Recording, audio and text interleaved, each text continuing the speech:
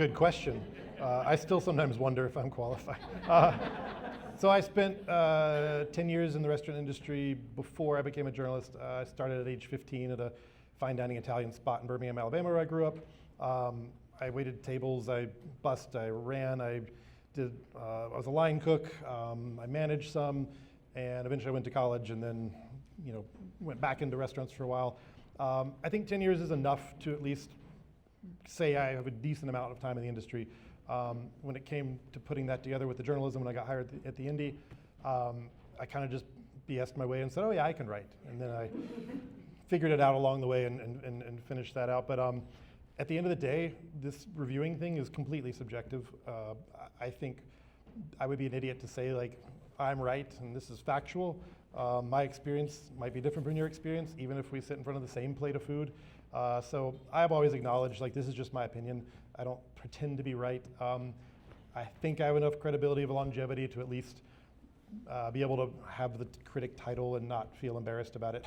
So, and then otherwise it's the respect and trust of the community. I mean, I've been doing this for a long time here, and all of you here tonight, I know you're all here for Andrea, not me, but it's, I've had great community support, and I think earned their trust, the restaurateurs' trust, and been in enough rooms with enough chefs and bartenders and baristas to put them at ease, to let them know I'm treating their product respectfully with dignity, and I'm not just coming in ready to slash stuff or be mean for no reason. And we trust you. Thank you. Two questions. The first one's pretty simple. How do you get on the list to be inspected? And the second question is, do you really think Colorado Springs is economically able to support this Michelin laurel in the long run? Good question. So first question, in terms of how do you get on the list, you don't. I mean, we don't know where they're going to go. They're going to go where they want to go. I believe that our tourism office was able to put forth some suggestions to get them started or something, but even then, it's the work you could have done on TripAdvisor or Yelp or Google on your own. Like, they're probably just going to come here and look it up and be like, hey, what are the top 20 spots, and start, sorting it all out. And, I would hope that they looked at my newsletter at some point to see what I've been saying, or even Teresa's work in the Gazette or Jeremy at Springs Magazine, whatever. Like, I really hope they have a good research team and that they really spent time to try to make sure they got to the great spots here. But we don't know. Second question, can Colorado Springs support it financially? Hey, good news, they're looking for outsiders to support it. They're trying to encourage tourism here and get those dollars in our community to bring up what we have locally. But I also think we're a city big enough to support it. I mean, most people are already going out for their special anniversary or birthday meal, right? At least once a year, they're gonna go out to that nice restaurant. A lot of restaurants are trying to price themselves more affordably to be like, hey, we wanna be your once a month spot at least, we're gonna come down here and meet you. Someone else wants to be your weekly spot, cheap. I think there's a tier for all of that, but there's also a part of our community that's well funded, that can eat at the Broadmoor whenever they feel like it. And great, they can definitely go out and afford all that. But when I was in Denver, I did not have to spend too much money to go to Michelin. The ones I mentioned are approachable. You could spend just as much at a chain restaurant here. Next. I used to hang with the Pikes Peak Arts Council 20 years ago. Eve. Matthew. Yes. And I ran into a lot of people, and I was trying to get the arts community noticed in this town. And I talked to an out-of-town expert, whoever that was, and he said before you can get the visual performing arts community recognized, you have to bring on the food. Interesting. And so this is like, the tide rises all boats. This will help the arts community as well as the food community. Yeah. So, Yeah. To Eve's point, why do they call it the culinary arts, right? What is Michelin looking for? Art on the plate. So I agree. This will not only improve occupancy at the hotels, hopefully, but when the tourists are in to eat at Brothers Restaurant or whoever's restaurant, and they want something else to do at 5 o'clock before the reservation, maybe they'll stroll down Tejon Street and go into 3 art galleries and check out the local artist and bring something home. So there is no reason why it shouldn't help the other sectors. and hopefully the arts community can ride on that too. My question's kind of building off of what she just said. I just been wondering if there's any statistics or any knowledge that maybe even some of our restaurant friends know on how a Michelin presence may impact the economy of the city positively. I think that could be a good brother answer. Do you want to take the mic on that one?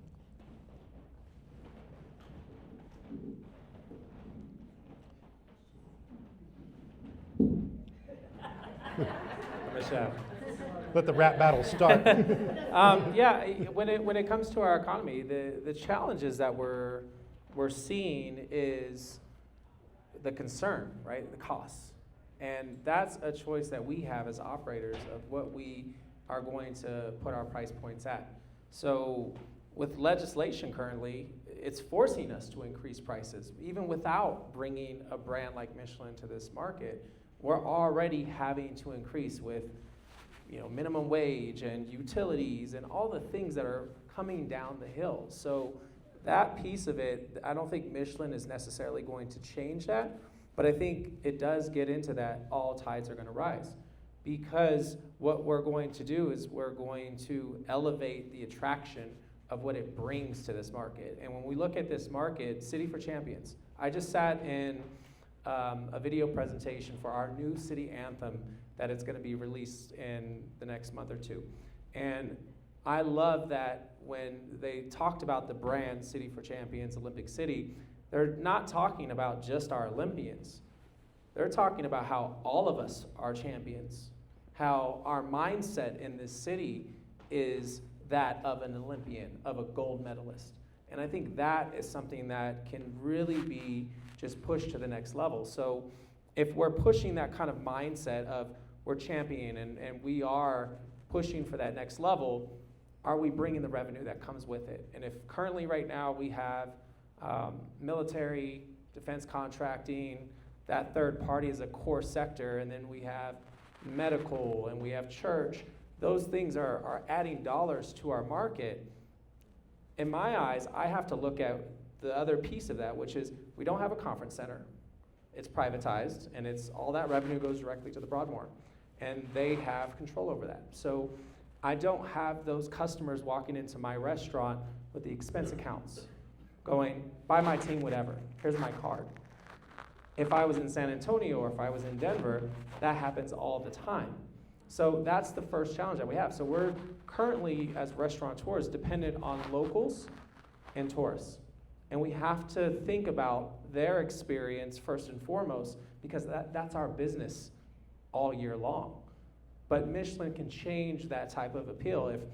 If one of these restaurants were to earn that accolade, it pulls from that privatized conference revenue that we have up on the hill.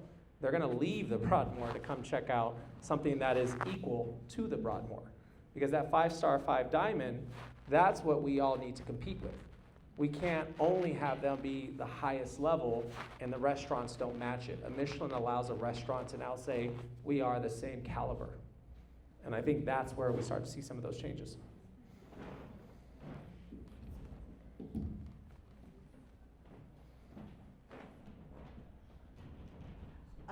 Just a question particularly for Chef Brother Luck and Chef Melvin. We're all here foodies, right? We all like to have good food. You mentioned, Matthew, that going out to your local spot could potentially cost the same as going out to a chain. What would be something a little bit surprising, perhaps, that we can do to support the local grown industry? As you mentioned, brother, utilities are going up, that you mentioned. What can we do? This city does a great job of supporting restaurants Friday and Saturday. That's not what we need. It's Sunday through Thursday revenue.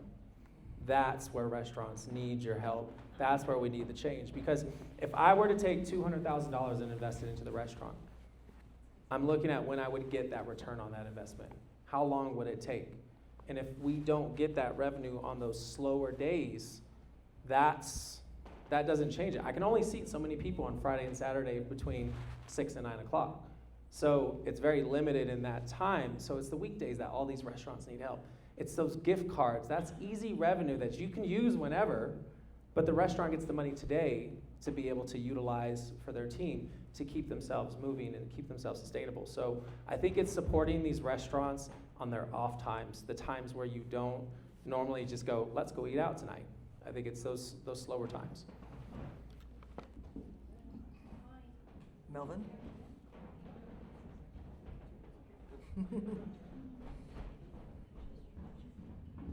Alrighty, guys. Personally, I feel like kind of on the same subject. One thing that I noticed from my city, it's that typically people just go to a restaurant and like try it once and like never come back. If you actually want to support your economy and your restaurants and all the people that do the great things every day, and they're pushing super hard, truly support different restaurants. And if you like it, go back, you know? And that's just one thing that I've been noticing, especially since I'm starting a new place here in Colorado Springs, and I'm kind of like learning the landscape of how everything goes here.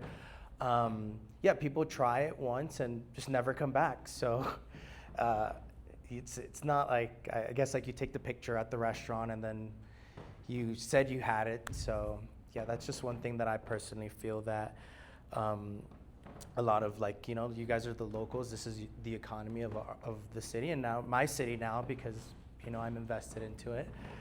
So yeah, just supporting pretty often. And yeah, also somebody asked the question about what it does to the economy. What I noticed in my city, it did great for our economy, you know, like it boosted our economy. Miami's a pretty massive city, but you know, like a lot of people started going out more, the restaurant staff, and like, you know, a lot of people that do go out to different restaurants too, because we're now in the food scene, like we get paid a little bit more, our tips are supplemented a little bit more, the chefs get paid a little bit more. I was telling you that, you know, we do pool sharing, like no server gets paid more than the chef, and the chef doesn't get paid more than the server. Like it's an equal tip pool, and we do what we love. We go to support other restaurants too, and yeah, it's also not just because restaurants get the Michelin star, everybody's just gonna go to the Michelin star restaurants. People are gonna go, they're gonna become foodies, you know? It's gonna unlock the door for other people to go to eat at great restaurants and you know, like support their local mom and pop in the corner down their street, you know, cause yeah, so that's what I have to say. Thank you.